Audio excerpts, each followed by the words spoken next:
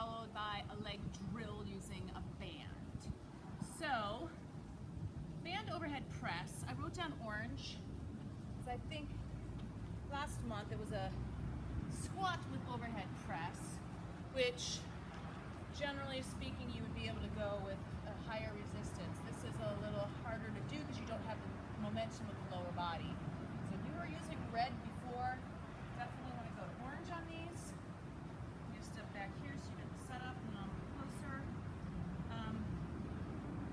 Band underneath the arches of the feet, hands right in front of the shoulders. Glutes engaged, shoulders are over the hips, the butt's not sticking out, you're not hinged forward either. And you're going to press up and out, down to, up a little bit.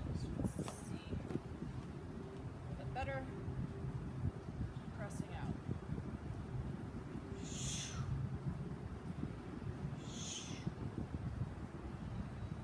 The band just clears the face. You're not pushing out away from your head, right? You're just going to clear your head. 8 to 12 reps. So orange gets you past 12 reps, then it's time to move up to red. Then you're going to do a seated band chest press, which you've not done before. So a couple ways to go about this depending on what you have to work with. I'm going to use the stability ball, and I'm going to suggest placing the stability ball against a wall, and then sit down with your back against the ball. You're going to place, and your butt's, this is the incline portion of it. Your torso's more or less in a V, and you're going to be doing a chest press in this direction. So you're still in line with your chest, but you're not pressing forward, you're pressing up. So you're going to place the band behind your back, thumb in the band, and then push the other side of the band into your palm. So knuckles are forward, head's back, so you're not jutting your chin forward, your head's back. And from here, elbows are bent and wide, press.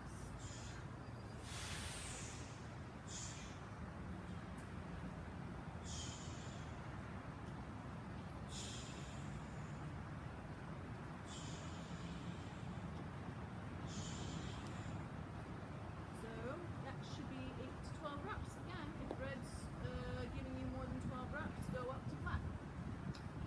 Then, band is attached at the pole, which you can't see, but the attachment is just below my hips. I'm going to step in.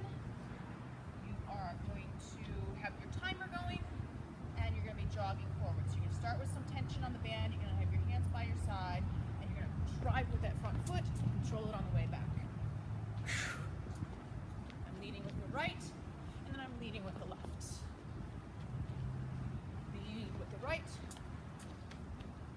and lead with the left. So again, those are going to be timed. Okay, your next combo is going to be, the first two movements are going to be for back. You're going to start with a red band attached at the same height as your black band just was when you were doing those sprints.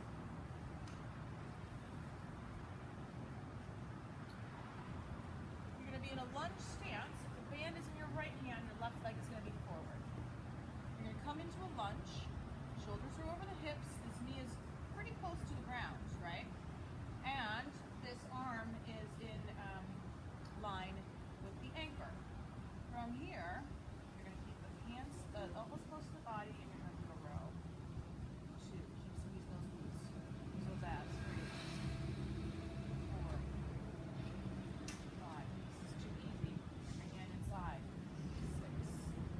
Make it shorter. 7.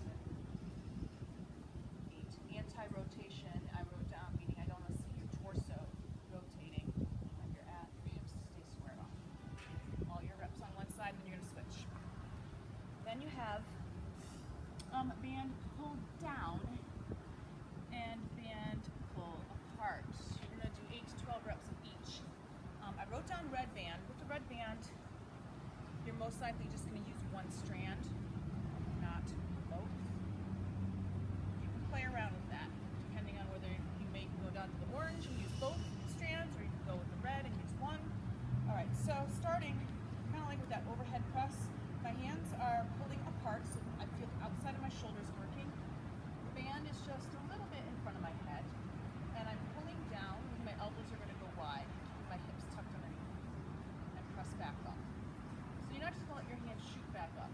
actually pressing back up.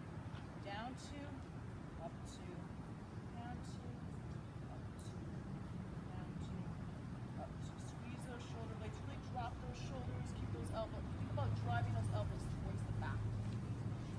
The end. Then you're gonna just change your hand position. You're gonna go, you might need to go down to orange on this. Hands are a little bit wider than shoulders. Palms are up, grab the band, and then bring your thumbs up. So from here, you're gonna pull apart. Again, squeeze the shoulder blades together. 2, 3. I went with wider stance with my feet so that I didn't use my back. Made a larger base of support so I kept my form good. So one right after the other, no break in between those two. One of them you might end up doing 12 reps, and by the time you get to the pull aparts, you're only able to do 8. It's fine. Okay, and then you've got a forward lunge. I said with a knee up, 5 steps, and then you're gonna reverse run butt kicks going back. I don't have enough space to show you 5 steps, so just go through the basics with me. So it's a nice long lunge. 1 step, knee up. 2 steps. Drive that knee down to almost touch the ground. Knee up. 3 steps. And then you're gonna bump kick back to your starting point. Lunge, lunge, lunge, kick. So I wrote down 60 seconds to start. You might actually be able to do 90 seconds. Working your way up to 2 minutes on this. Last tricep, we're focusing in on legs, but we're adding a little bit of bicep also. Sumo squat. Sumo squat means you're in a wide stance with toes turned out, and neutral grip bicep curl into a neutral grip shoulder press. So, feet go wide, knees should still, just like a regular squat, in a regular squat, your knees are in alignment with your first and second toe. With a sumo squat, same deal. So your knees aren't coming in, they should be in line with your first and your second toe. Hands are in front of you, they're a little bit narrower than shoulder width. You're gonna squat down, neutral grip curl, it means your palms stay facing each other, and extend up, and back down into your squat. Think about squeezing the inner thighs. Keeping the torso as tall as you can. Try not to lean forward too much. Squat to press. Then, super slow. I said 10 to 20 seconds down, 10 to 20 seconds up. Static lunge. So, I know your legs are tired, so you're really going to have to focus in on your form on these. You're not using any weight at all. I'm going to go right foot forward, left foot back. So hips are squared off. Down. 2, 3, 4, 5, 6, 7, 8, 9, 10.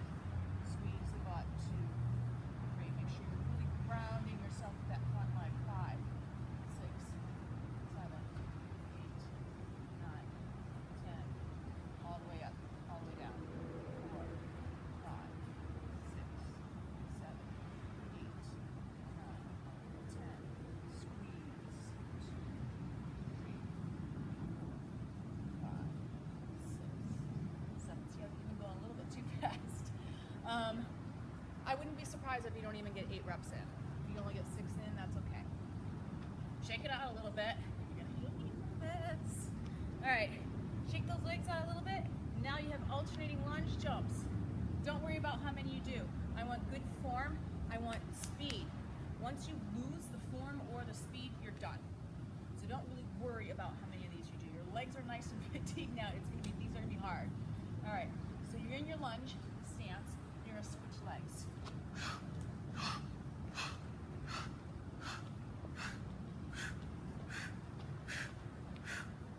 All right, if you can do 10 of them, that's great.